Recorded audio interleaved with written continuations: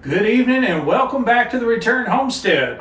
It's painting time. We finally got all the texture up on the walls. Marty has climbed up on the ceiling and gotten everything sealed up along those strips so we don't have to pull those down. Now it's time to get some paint applied.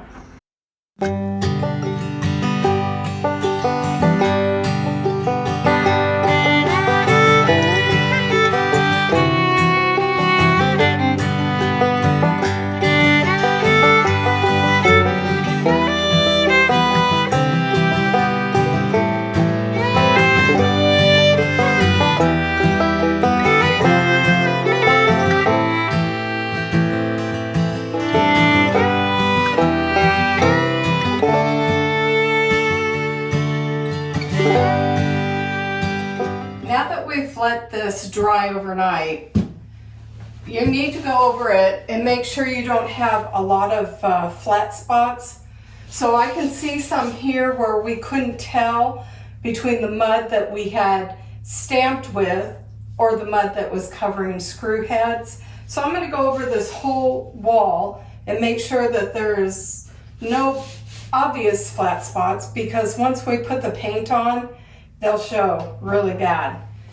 Before we get started touching up the walls to make sure that we have texture everywhere we need it, I'm going to take a flat tile trowel and I'm going to burnish the walls. So what I'm doing is I'm just rubbing off high spots, and you're going to go over the whole wall like this, because if you get really pointed ones, they hurt. So I want to make sure those are all taken care of. And once I'm finished with that, then starts the touch up to the places where I think it needs just a little more texture.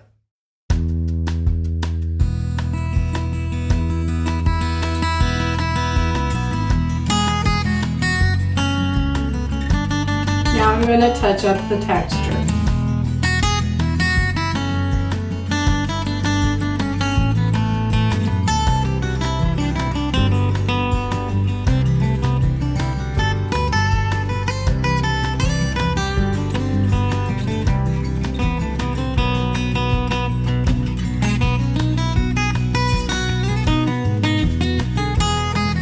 Okay, now I've got it all done. I've touched everything up, and as you can see, it looks like it's covered pretty good.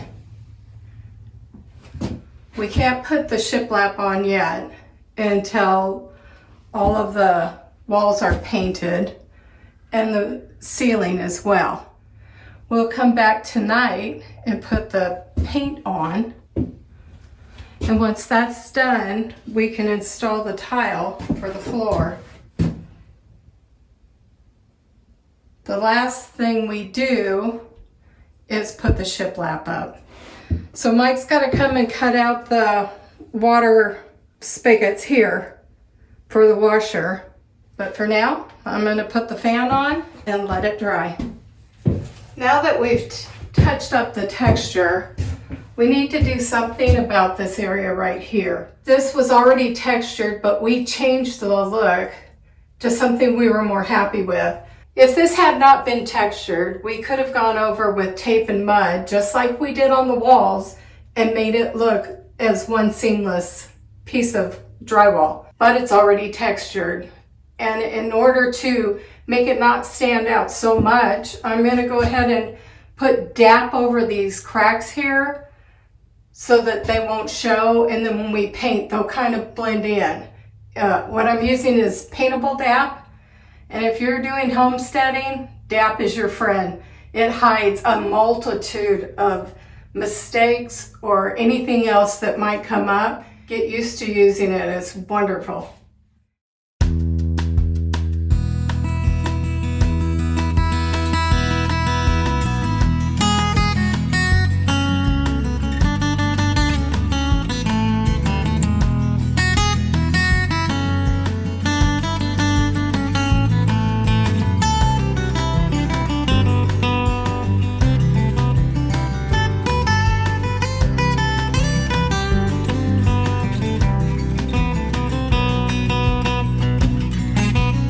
I started out using the caulk gun to put this up. However, it was much easier with my hands. As an artist, I use my hands a lot, and I know I can control what I'm doing. So now that the caulk is up, that seam is still there. You can see the trim, but you don't see the gap. Once we paint this, it'll disappear into the ceiling. There will still be a bump, but it was the easiest solution to make sure everything stayed sealed up. Now we just have to let it dry. One thing you want to make sure of before you pour the paint out is that you've got a good mix on it. Now ideally you buy this from Lowe's, Home Depot, wherever you prefer to get your paint. You let them put it on the mixer and you bring it home and put it up on the walls. That's going to get you your best mix. Afterwards, you want to do the mixing yourself. Make sure you got the paint well blended. Ideally, don't stir around in a circle. You want to stir back and forth, letting your paint stick scrape across the bottom so you get all that sediment up off of the bottom, get the pigment mixed back into the paint. Once you've got a nice mix and everything's smooth and even, you just want to pour out enough paint to work with in your paint tray.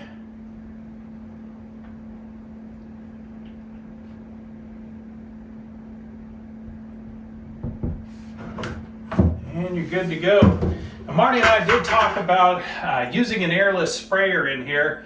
It would have taken all of about, maybe 3.5 to 4 minutes to spray the entire room, but it probably would have taken an hour or so to set up and tear down the equipment. So we decided to just go ahead and roll this room. We're using just a 1/2-inch nap roller. You don't need anything special or fancy. First thing you want to do is load your roller up with plenty of paint.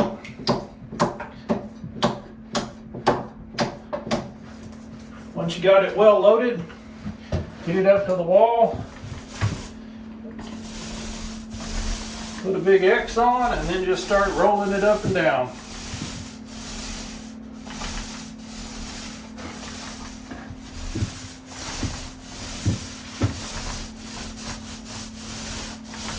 Now, if y'all saw the first video we did in this room when we started the tear out, you'll remember this had a dark turquoise green paint on the walls. It was extremely dark in here. Marty and I fell in love with this particular paint when we were working on the depot back in Nevada. What's this color?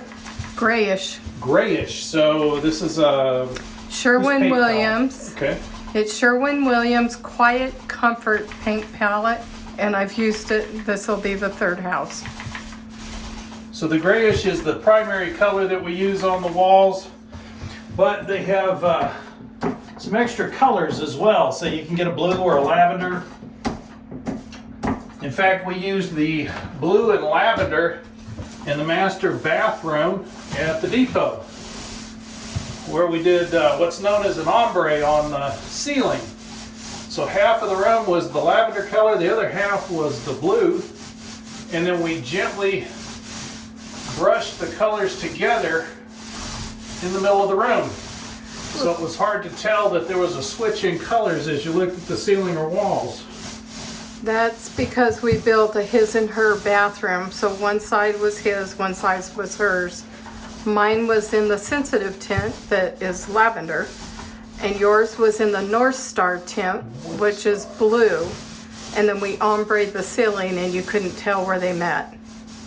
That was a really cool space. It was.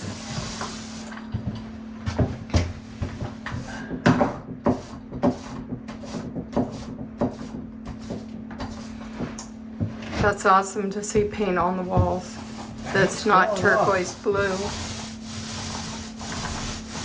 That's awesome. We talked about doing the whole house at one time, getting everything ready for paint, and then shutting the whole project down long enough to paint everything. That's when the airless sprayer really comes in handy, because you could do a whole house like this in a day. If we were to try to roll this entire house, it would certainly take us a couple of days. But for a room this size, it won't take much time at all to roll it. That texture is really nice. It's fun how it finally comes together when you get the paint on the wall, isn't it? Yeah.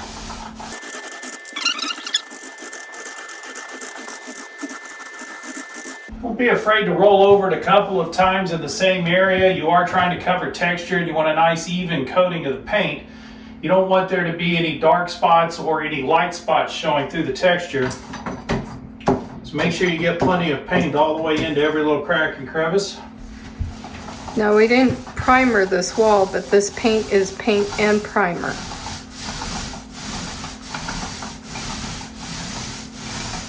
And the truth is we use just a Valspar paint from Lowe's.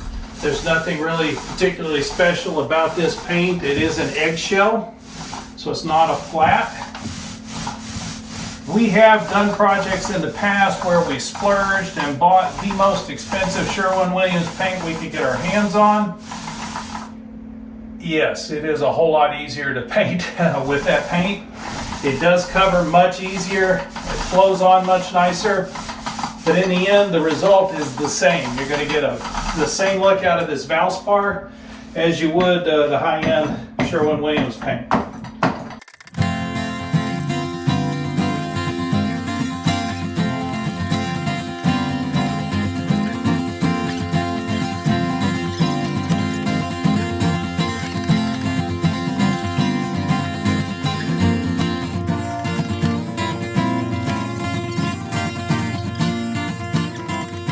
You may be wondering why I'm painting the back wall. After all, we already know we're going to put shiplap up here. I had to scrape the texture off of it before.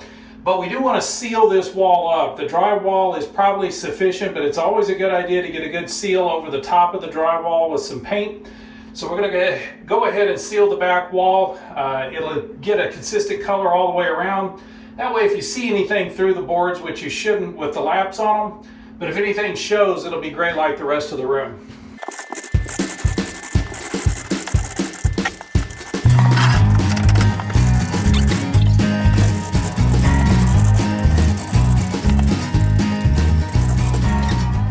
And after a brief pause to let the paint dry, actually a whole day, we're back in here to get a second coat on. Because of the way the texture laid in, there are a lot of little spots that are showing through. Second coat's going to cover that up real nice.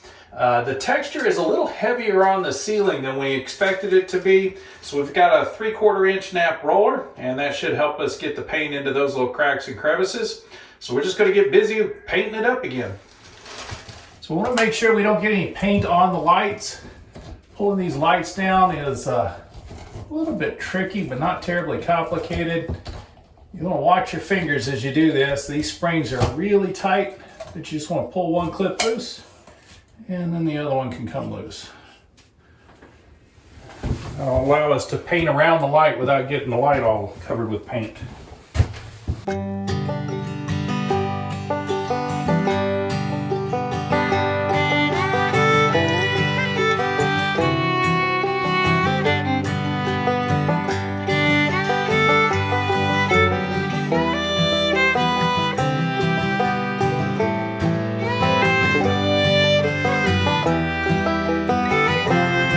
Just like that, we're finished painting. We've gotten everything cut in around the edges. That was just some quick brush work around the sides. That heavy nap roller, 3/4 inch nap, did a real good job on the ceiling. We got a second coat on the walls, and I think we're done with the paint job in this room. Next, we'll be moving on to looking at the tile on the floor, and then we'll get the shiplap up on the back wall. So please do subscribe to the channel. Make sure you don't miss out on any of the other videos. Hit that like button while you're in there. We'll see you next time.